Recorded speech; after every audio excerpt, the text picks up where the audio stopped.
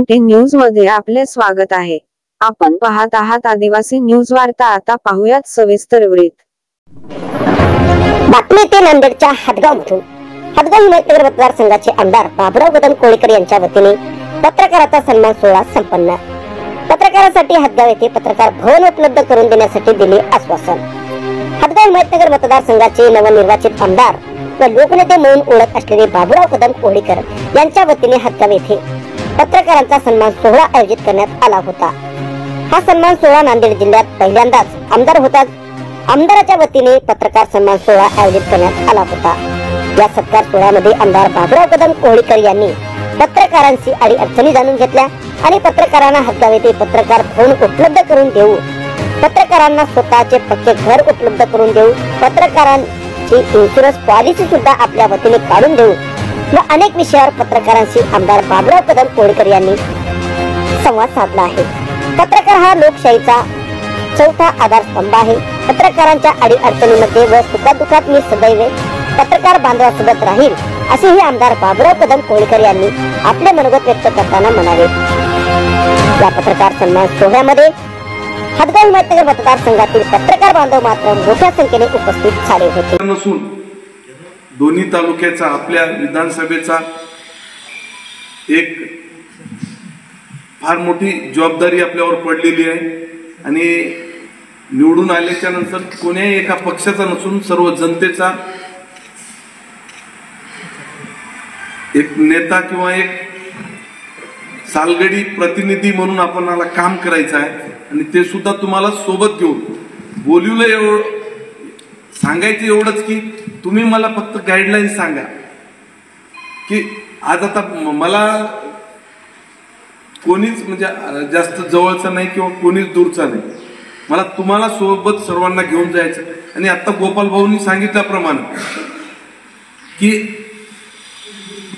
तुम्हाला जेवढं योग्य वाटते म्हणजे ज्या काही गोष्टी खऱ्या आहेत, आमचं म्हणणं नाही की आमचं चुकत असलं तर जरूर आमच्या अपोजमध्ये लिहायलाच पाहिजे, असं काही त्याच्यात वाईट मानायचं नाही। पण जे काही गोष्टी समजा आमच्याकडून चांगल्या झाल्या तेवढ्या आपण तर आतापर्यंत 5 वर्ष लिहित आलेले आहे, परंतु सत्ता आल्यावर थोडासा फरक पडते।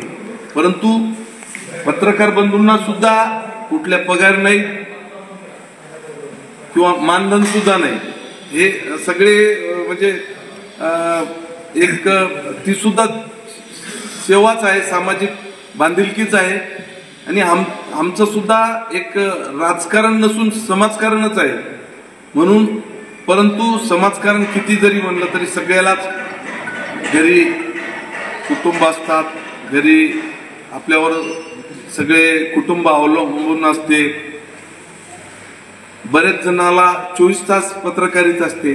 किती 8-10 लाख रुपयाचं कुठलंही जरी कोणावर किंवा कोणा आपल्या नातेवाईकावर किंवा कोणी तुम्हाला पत्रकार म्हणून तुम्हाला माहित राहते, मोठी चीज पैसा लागते, मोठं सर्जरी आहे, ते फक्त तुम्ही मला कळवा, त्यांचं पूर्ण जवळपास मोफत उपचार केला जाईल। आणि प्रायव्हेट हॉस्पिटलमध्ये मी आरोग्याचा विषय निघाला म्हणून तुम्हाला आवर्जून सांगतो। आणि SC ST साठी तर त्याच्यात खूप मोठ्या प्रमाणात सवलती आहे।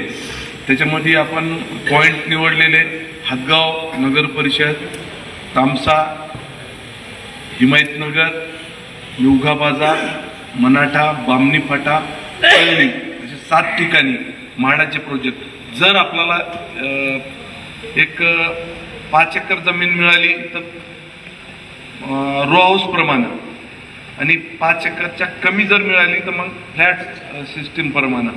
आणि एकदम तुम्हाला माहित असेल म्हाडाचे घर बऱ्याच पत्रकार मंडळाला सुद्धा लॉटरी लागलेली आहे किंवा ते त्याच पद्धतीनं आपल्या इथं सुद्धा आम्ही प्रोजेक्ट आणायचं ठरवलेलं आहे, पण वेळ कमी पडल्यामुळे ते सँक्शन झाला नाही, अर्धवट अवस्थेत आहे। त्याचा पाठपुरावा करून 100% मी म्हाडाचा प्रोजेक्ट आणू आणि ज्यांना कुणाला त्याच्यात घरं पाहिजे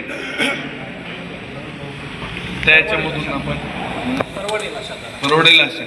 आणि जर कुठंच जर जमीन म्हणजे आपल्याला उपलब्ध झाली नाही त्या पत्रकार भवनला तर आपला दुसरा एक प्रोजेक्ट मंजूर झाला, त्याचं टेंडर सुद्धा झालेलं आहे, ते म्हणजे 158 गाळ्याचा इथलं व्यापारी संकुल। त्याच्यात कुठल्या एखाद्या माळ्यावर एक फ्लोअर, त्याच्यातले एक दुकान आपल्यासाठी, एक समजा शेटर पत्रकारासाठी जर नगरपंचायतमध्ये आपल्या नगरपालिकेमध्ये जागा नाही मिळाली तर आपण तिथं सुद्धा व्यवस्था करू.